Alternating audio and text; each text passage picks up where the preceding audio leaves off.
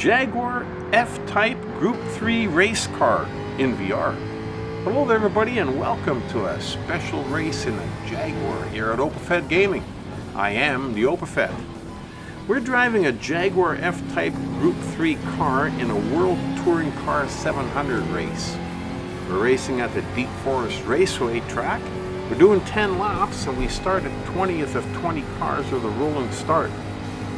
Now whenever I do a race where I know I'm going to have to go into the pit stop, because 10 laps you're not going to be able to do with one tank of fuel, I always try to preach, usually to myself, because so I don't forget, but I mentioned that we should know where the pit entrance and the pit exit is. That way you know where to stop when you need fuel, and you know whether you can hammer down as soon as you come out of the pit.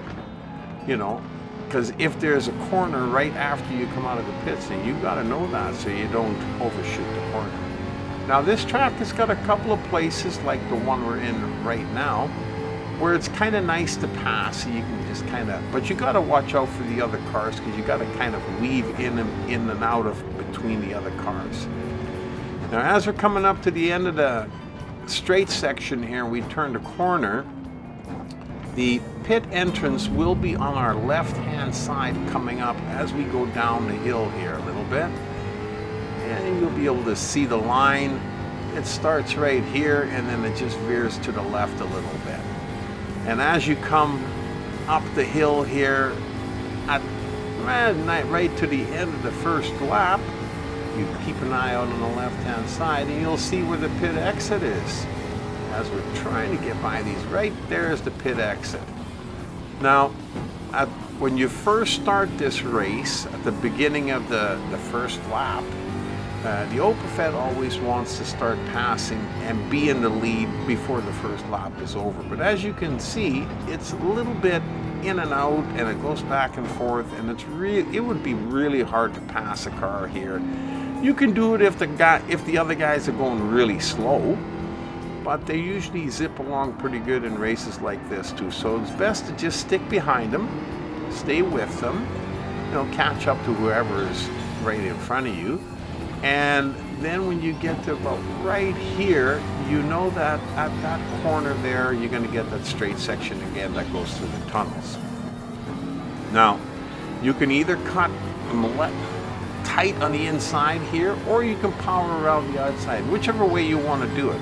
And whichever way happens to work best for you. I happen to, cutting them on the inside was a little bit more of an advantage than trying to hammer around the outside of them there that time. So that's what we did.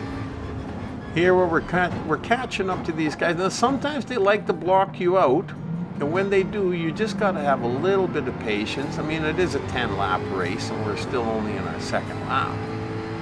And have a little bit of patience. They will move over when you come down this hill, especially when you go around not this corner but this next one. The track really wants to pull you to the right hand side, so it's usually best to start passing them right on the straights here by the grandstand. But even then sometimes they'll block you out. Now I'm gonna have to try and cut it really tight in the corner here so we can get by them all. And we managed to do just that.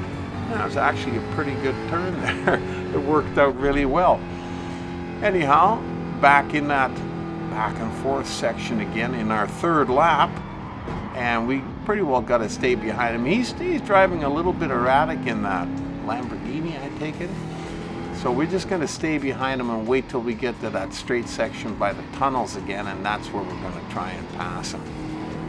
Now, I had mentioned that we do have to get fuel, and we should think about when we're going to get fuel. And with 10 laps, if you know you can do 5 or 6 laps, then it's up to you what you'd like to do. You can stop after the 4th, but I'm not quite sure if we can do, we should be able to do 5 laps. So let's go with 5 and 5, and then once we get into the pit stop, we'll be able to see on the display how much tire wear we got and how much fuel we used, and if we're going to be okay for the next 5 laps. It's going to be a mystery, but we're going to figure it out really quickly here as we're rounding the corner and coming back down the hill towards the end of our third lap already. Now, I never used to race any of these here, anything more than 5 laps I thought was a little bit long. But, you know, as you go along, you get better at some of these races, you know. You start changing your mind about a few things, and I'm really enjoying the 10 lappers. You know, you got to have a little bit of strategy. You got to try and figure out what you got to do. And you can't really tell what position you're in on the track until you go into the pit stop for fuel. Because cars could have gone in for fuel at the end of the 3rd lap or end of the 4th lap. And you're still out on the track. So you have no idea where you're at. So we're going to find that out when we go in for fuel. Now this is our, I believe, 4th lap. The OPFED always forgets to count the cars he passes, and sometimes with the 10 lappers he gets mixed up with how many laps we've driven. But I do believe this is our 4th lap. And we got one more to go after this before we go get fuel. So when we get down around this corner and we're at that straight section again, like I said before, sometimes I like to cut them on the inside, and there I was going to go around the outside. By the time I realized I couldn't do it, it was too late to cut on the inside, so you have to wait. And when he veers over to go around this little bend, you've got lots of room to pass him. So you get another one behind you. And slowly, one at a time, you just pick them off and you put them behind you and advance to the front of the pack in that manner.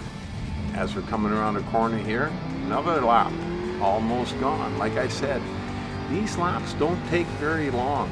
Now I do believe that yellow car in front of us, he's going to go for fuel. He's going to see, and he's going into the pits after the 4th lap. So we're going to do one more and see where we end up. Now as we're coming up behind this Mazda here, we could have passed him here, but then again, the end of the corner is really close by, so I didn't want to overshoot the corner, so I thought I'd just stick behind him. Right over here too, if you're quick, you can usually pass a car in here. See, and he kind of weavered back and forth a little bit, so we did.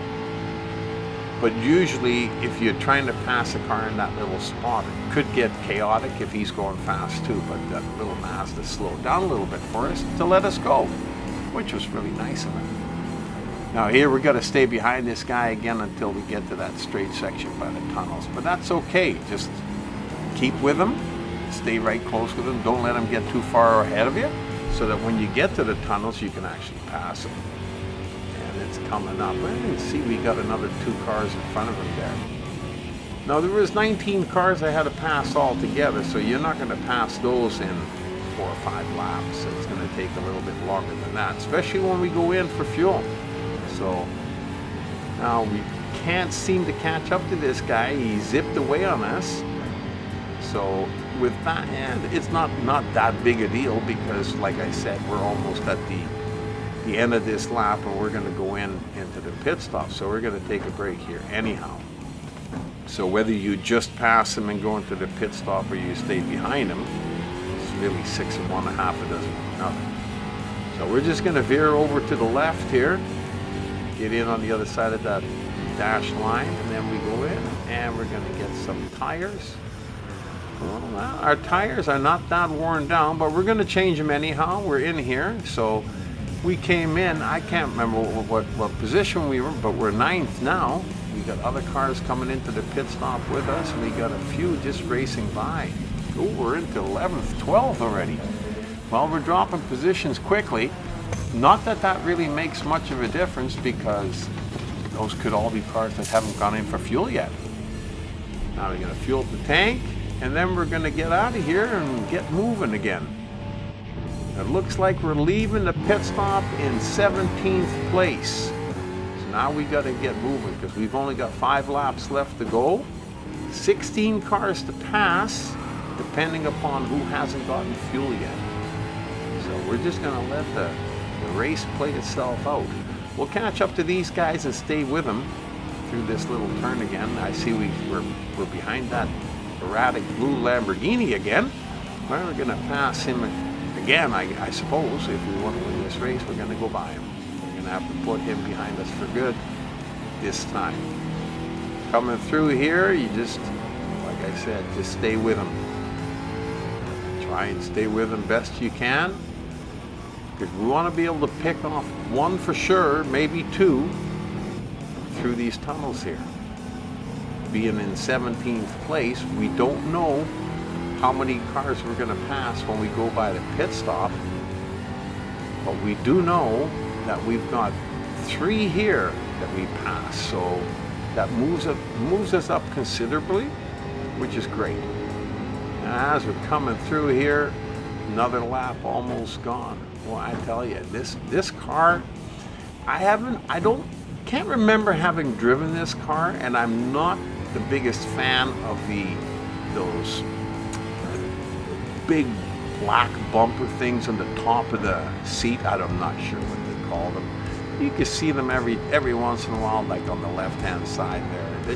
They're for safety for the side of your head, but they do restrict your vision a little. And I was never really a big fan of that, but you know, you get used to them, I suppose. So now we're starting to drive some of these cars that we've never driven before, which is actually really cool. So here we are in a new lap again, lap number 7, I believe. And like I said, I start to lose track of the lap, and now I lost complete track of which position we're in. So the only thing we're going to do is try and drive the race the way we've been driving it. Stick to the car right here through these little corners, and then when we get to the straight section, race by him and see if there's another one in front of him to catch up to, and keep going until all 10 laps are gone. Well, we see that one car in front I couldn't quite see. It was right behind the post. Now there's one car there. So we know we've got 2 cars in front of us. Well, not one. Because we just passed him on the inside. Gives us a little bit more room now, as you can see, and not so much of a problem weaving in and out of cars like it was in the first couple of laps. And as we're catching up to this guy from behind, we're almost done with this lap again too. Boy, I tell you, the race sure goes quickly. Absolutely gorgeous race, fantastic graphics. Looks really good. Looks like he's going for fuel. So that's another car you put behind you. Like I said, you can pass them pretty quick when most of them haven't gone for fuel yet, and you have. So here we are with, I believe, 3 laps left to go. So this would be lap number 8. And we see another car in front of us again. So the good thing about having somebody in front of you, for me anyhow, is that the car in front of you acts like a pace car. You know he's there, you know you want to catch up to him, so you slowly go a little bit faster, but you don't overdo it. Now, if I didn't have a pace car like that in front of me, and you can tell every time around a corner when you see him, you get a little bit closer, so you know you're doing the right thing, you're not going too fast. But if there was no pace car there in front of you, it's really hard to regulate how fast you have to go. And what used to happen with me is I would be leading and I would go too fast, and I would spin out in a corner, or I would overshoot a corner, or anything could happen, you know. So I decided to slow down a little bit, and well, if you can have a pace car, in front of you until the last lap, that would be just perfect. And then pass them in the last lap and then leave. Doesn't always work out that way, but that would be the best for me anyhow, because that keeps me driving at a safer, regular pace. Anyhow, we are coming up to this next guy in front of us, and what I believe is the 9th lap, second to last lap. Now this guy is the Viper, and I think he was the #1 car at one point, so he might still be with anybody else. We've passed them or they've been in the pits when we passed them. So I'm going to go with that. That sounds about good, about right. Now we're going to try and get ahead of this guy as quickly as we can, just in case he's not the lead car. So now that we've caught up to him, we're going to stay with him until we get to the tunnels, and then we're going to pass him there. And then by the time we get out of the tunnels, there's only one lap left to go. So hopefully we'll be leading the race after we pass this guy. Maybe we're gonna wait until he moves over and cut by him on the outside. See, they slowly move over because the track turns to the left. So they move over to the left-hand side of the track, leaving a big hole in the right-hand side. Easy place for you to pass. Now, as we're coming around this corner, we're almost at the end of the lap again. Like I said, if that Viper was the #1 car, then we are now leading the race.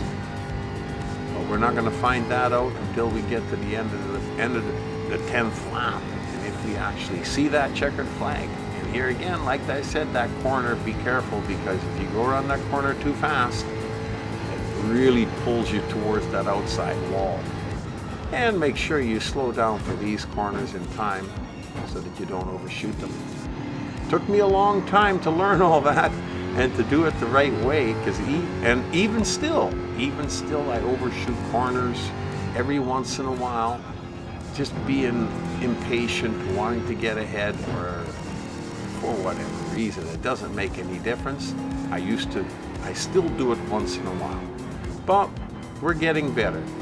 As we're ripping through the corners here, we're going to try and keep it nice and clean, keep the car on the track.